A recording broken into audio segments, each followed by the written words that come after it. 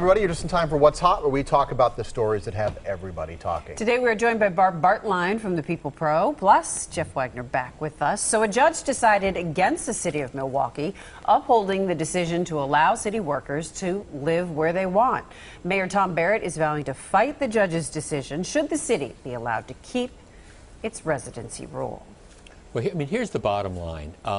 This ship has sailed. I mean, I read the 21-page decision, and I think most people familiar with the legal issues will tell you that the city was always fighting a losing battle. I know the mayor says he wants to appeal and he's going to fight it. To me, it's kind of like throwing good money after bad. Here's, to me, the really interesting aspect of that decision. Apparently, the city is arguing, they contend that they think if residency rules are eliminated like they are now, 60% of city employees will end up leaving. 60%. That's staggering to me, and I think maybe the question really needs to be, what does the city of Milwaukee need to do to make sure that 60% don't bail? Well, I think that's a good question, Jeff. I don't totally agree that the ship is completely sailed. I think this is still a battle worth fighting. Having the residency rule, I think, really enhances the city and has people more invested in the community, more invested in city activities. I hate to see this one be shot down. I hope Barrett does fight it, and I hope it gets reinstated. Part of the argument here that the mayor has is by requiring city employees to live in the city and pay city property taxes, they're actually paying for some of their benefits. If they were to leave the city, they wouldn't pay city property taxes, and everybody else who lived here would be footing the bill for their benefits. See, I mean, I understand all those arguments. And again, I think legally, you know, the state has a right to do this. That's what the judge said, and I think the law is pretty compelling on that. But I think sometimes we're missing the fundamental question. You know, most cities throughout the state and throughout the country don't have residency rules. What is it about Milwaukee that means that we have to have a residency rule because otherwise they're afraid everybody's going to bail on it? Is it the schools? Is it crime? Is it taxes? Whatever. That's what I think you should be focusing on. Why is it that they're so afraid that if you lift the residency rules, people will bail in droves? Well, I think one of the big issues is the taxes, Jeff. And every family that bails or every group that leaves, it leaves the tax burden for the rest of us. There's a lot of people, including myself, that live in this city that think this is just a fabulous place to live and start to kind of resent people that move to the burbs and they want all the advantages of the city, the zoo, the museums, the restaurants, everything else, but not pay their fair share. Right. If you can get a benefit for free, you're going to do it. Well, I think if I were the mayor, I'd be concentrating, right, and you can pursue the appeal, I just don't think that's going anywhere. I'd be concentrating on some things that you can handle, like crime, quality of life, other things, schools. I think that's a huge reason. You talk to a lot of city employees, they just don't want to deal with MPS. And I understand the mayor doesn't run MPS, but these are real issues that they're going to have to start taking on head on now because I don't think they're going to have residency anymore. All right, we are out of time on that one. Coming up next, we reveal the viewer's choice. What's hot in our viewer's choice topic of the day. Again, we're joined by Barb Bartlein, the People Pro, and Jeff Wagner.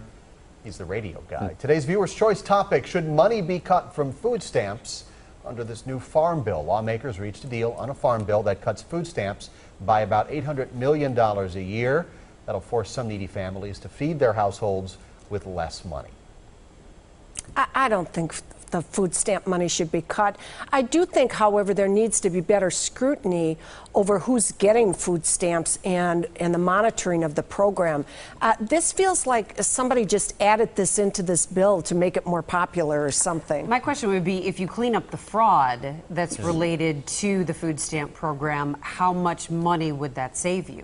Probably more than I don't this. know, Courtney, if anybody's really done any estimates on that, but because that would be a better way to go. Absolutely. I see in my own practice people that are getting food stamps that it's very questionable whether they really meet the criteria to get them.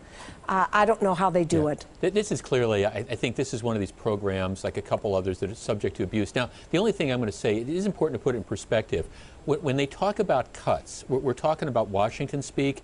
What we're really talking about is reductions in the growth of increase that this is going to have over the next few years. But I think, you know, the food stamp program is an important safety net. I agree with everybody, though, that there's a lot of fraud in this. And if you could get a handle on that, maybe you wouldn't need to do this other stuff. Right, because then the people who really need it don't have to suffer. Right. All right, time for our lightning round. We all love to see a good movie, but theaters are wanting Hollywood to shorten movie trailers. Sometimes the trailers can take up to about 10 to 15 minutes before the actual movie starts.